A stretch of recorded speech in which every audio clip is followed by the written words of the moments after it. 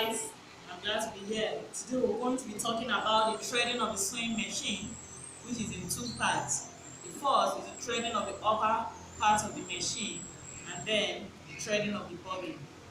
Today we're going to be concentrating on the threading of the upper part of the machine, which starts by rolling the wheel balance towards you until the needle and the needle bar is at the highest position, just like this.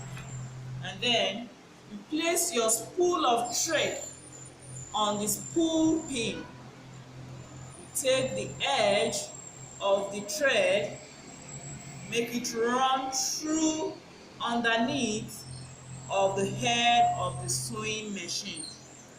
And then you take it through the notch.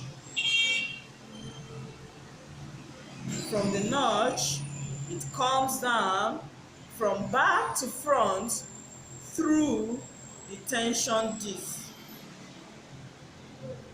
Also, from back to front, you take it through the take-up spring.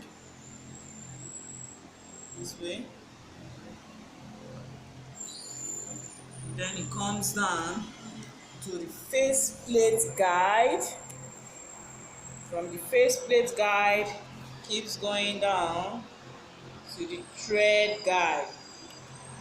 And finally, from left to right, take the thread through the eye of the needle.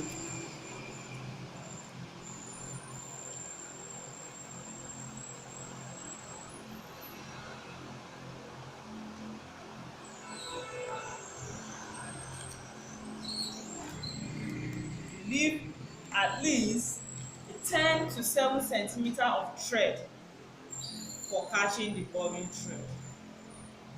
Here is it. So that is that about the threading of the upper part of the machine.